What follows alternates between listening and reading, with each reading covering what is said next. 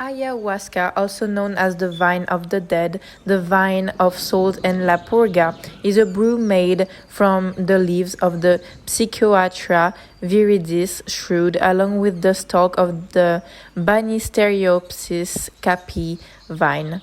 Thought other plant and ingredient can be added as well. This drink was used for spiritual and religious purposes by ancient Amazonian tribes and is still used as a sacred beverage by some religious communities in Brazil and North America, including the Santo Daime. Traditionally, a shaman or curandero, an experienced healer who leads ayahuasca ceremonies, prepare the brew by boiling thorns leaf of the Psychotria viridis shrub and stalks of the Banisteriopsis capi vine in water. The Banisteriopsis capi water is cleaned and smashed before being boiled to increase the extraction of its medicinal compounds. When the brew has been reduced to the shaman's liking, the water is removed and reserved, leaving behind the plant material. This process is repeated until a highly concentrated liquid is produced. Once cooled, the brew is strained to remove impurities. Ayahuasca is a brew made from the Banisteriopsis capi and Psychotria viridis plant. Taking ayahuasca leads to an alternated state of consciousness due to the psychoactive compounds in the ingredients.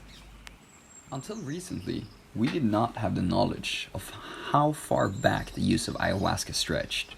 This was mainly due to Western societies that discovered Americas, as they were more interested in the indigenous people's lands rather than their culture. However, with present-day research, we've discovered that the use of ayahuasca stretches back thousands of years, with evidence of it found in a cave in Bolivia back in 2010. But looking back at the indigenous people of the Amazon rainforests, we know with today's knowledge that we had a huge impact on their way of life, which was forever changed. One major impact of this was the implementation of Christianity, which has led to many present-day shamans implementing Christianity into their rituals. However, the Western civilization is still delivering new impacts on the indigenous people and their culture of ayahuasca, with today's impact being the increasing demand for ayahuasca. This new increasing demand has been evidently clear for the past 10 years. This in turn has led to many new ayahuasca retreats being set up in the Amazon rainforest. However, unlike history, the retreats today are in majority not run by the indigenous people. Instead, they are employed by Western ayahuascan enthusiasts who want to capitalize on this trend.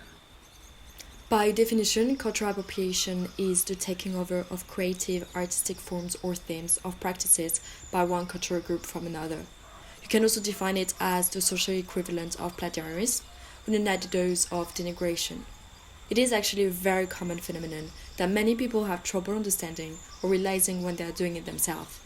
From Halloween costumes to sport mascots on the field, we've seen how one person's idea of innocent fun is often another person's idea of a flat-out ethnic stereotyping and racism.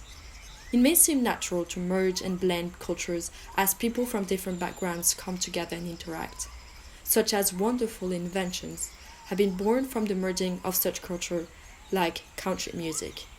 However, we have to draw a line when a dominant cultural group makes use of elements of a non-dominant group in a way that the non-dominant group views as exploitative. So for example, in the 1950s, white musicians invented rock and roll. However, the musical style was borrowed from black musicians who never received the credits. Music executives chose to promote white performance over black performance, reinforcing the idea that cultural appropriation involves impact on a non-dominant group.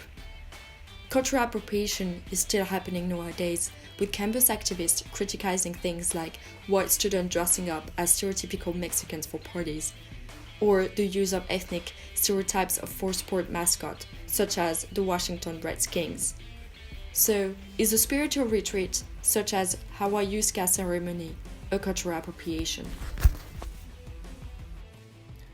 If the definition of cultural appropriation is to take an idea from an existing culture and apply it to your own, then this behavior can definitely be observed in the União do Vegetal, a religious society that regularly practices its ayahuasca ceremonies.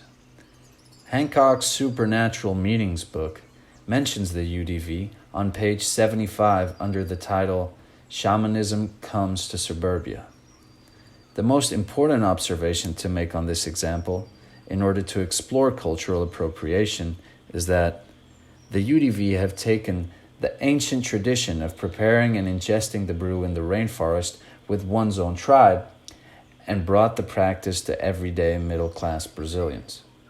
The group get together in self-made auditoriums around Guarantiba, normal middle-class people, and they drink the brew and guide themselves hierarchically through the experience, hoping to learn or achieve some level of therapy.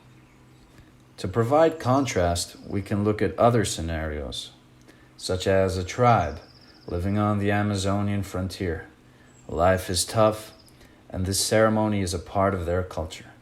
Ceremonies are done to fulfill inner mysteries one might have, to help form one's worldviews, or to meet with loved ones that have passed away. Although there might be other reasons for use, we can conclude these ceremonies are done to fulfill certain needs within the tribe, and that they also, in some places, serve as a coming-of-age ceremony. All in all, one thing remains obvious. As Westerners, we have taken this ceremony that originated in the heart of the Amazon and applied it to our own uses. We have done this through all the ayahuasca tourism that goes on and distinct ayahuasca societies that exist.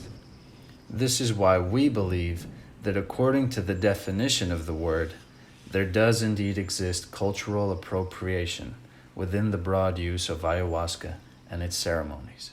Thank you for watching.